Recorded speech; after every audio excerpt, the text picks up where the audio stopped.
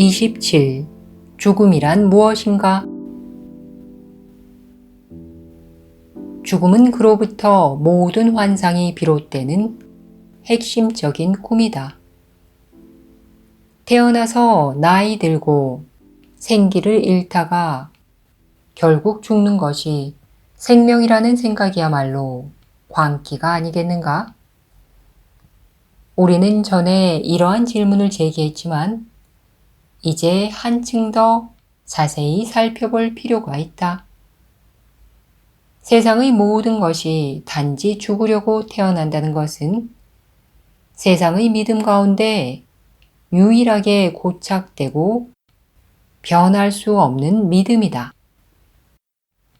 이것은 의문의 대상이 아니라 생명의 자연스러운 법칙으로 받아들여야 할 자연의 섭리라고 여겨진다.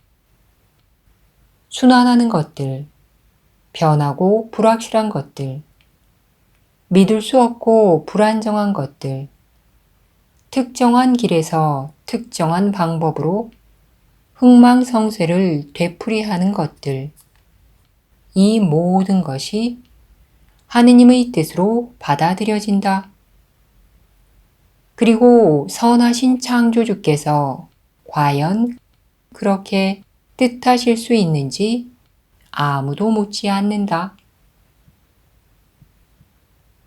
하느님이 우주를 이렇게 창조하셨다는 지각에서는 하느님을 사랑 많으신 분으로 생각하기란 불가능할 것이다. 모든 것이 사라져서 먼지와 실망과 절망으로 끝나야 한다고 명한 존재는 그저 두려움의 대상일 수밖에 없기 때문이다. 그는 풍전등화와 같은 너희 하찮은 목숨을 손에 쥐고서 아무런 후회나 배려도 없이 당장이라도 바스러뜨릴 태세다. 어쩌면 당장 오늘 말이다. 설령 기다린다 해도 종말은 확실하다. 이러한 신을 사랑하는 자는 생명이 실체함을 부정한 것이기에 사랑에 대해 알지 못한다. 죽음이 생명의 상징이 되어버렸다. 그의 세상은 이제 모순이 지배하고 서로 적대하는 자들이 끝없는 전쟁을 벌이는 전쟁터다. 죽음이 있는 곳의 평화는 정녕 불가능하다. 죽음은 하느님에 대한 두려움의 상징이다. 이 아이디어 안에서 하느님의 사랑은 잊혔다. 그것은 마치 태양을 가리려고 지켜든 방패처럼 하느님의 사랑을 우리 의식에서 차단한다. 그 상징의 무시무시함은 그것이 하느님과 공존할 수 없음을 보여주기에 충분하다. 그 상징은 하느님의 아들이 폐허의 품에서 안식하기 위해 뉘어지며 그를 기다렸다가 맞이하는 벌레들은 그를 파괴하여 잠시 연명하는 이미지를 담고 있다.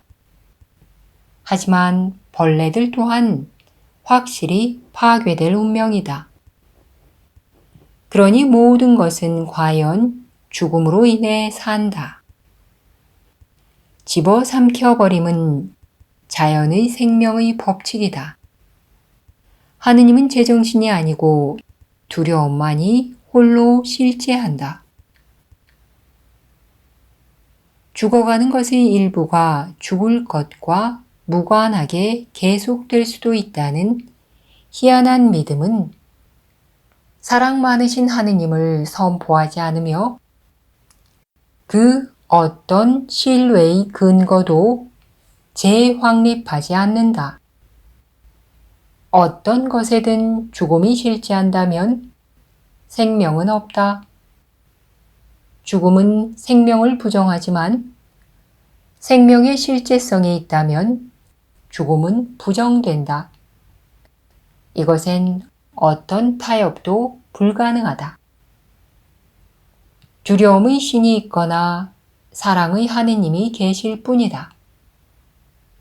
세상은 1000번의 타협을 시도하고도 1000번을 더 시도할 것이다. 그중 어느 하나도 하느님이 받아들이실 만하지 않기에 하느님의 교사가 받아들일 만하지 않다. 하느님은 두려움을 만들지 않으셨기에 죽음도 만들지 않으셨다.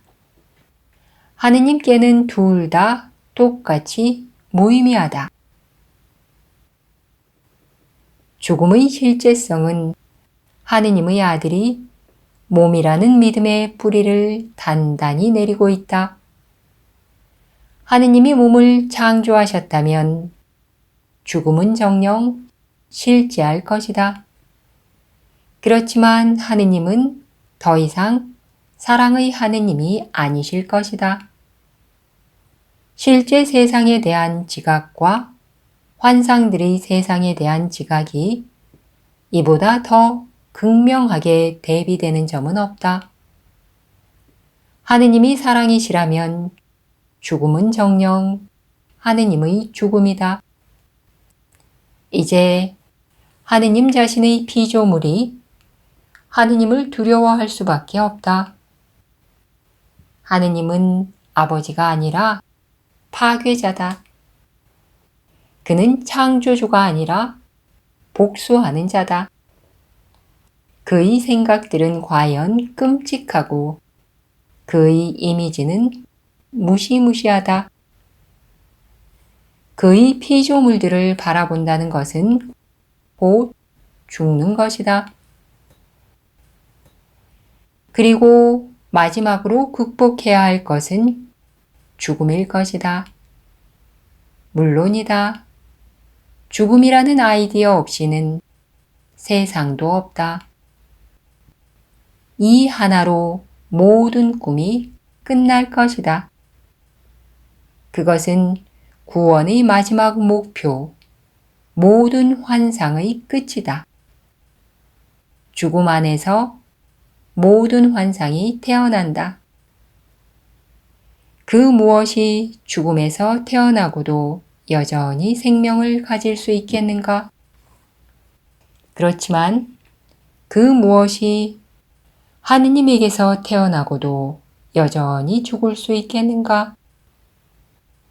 죽음에 매달리면서도 사랑이 실제한다고 생각하려는 헛된 시도로서 세상이 주장하는 그 모든 모순과 타협, 의례는 효과도 없고 의미도 없는 어리석은 마법이다.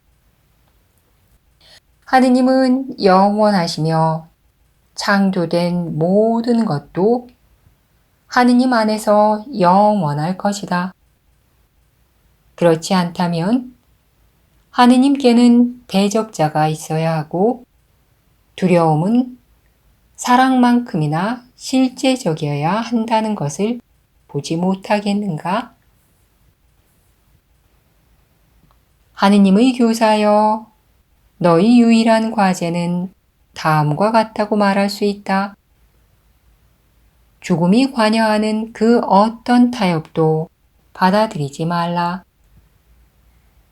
잔인함이 존재한다고 믿지도 말고 공격이 너에게 진리를 가리도록 허용하지도 말라. 죽는 듯이 보이는 것은 단지 잘못 지각되어 환상으로 보내졌을 뿐이다.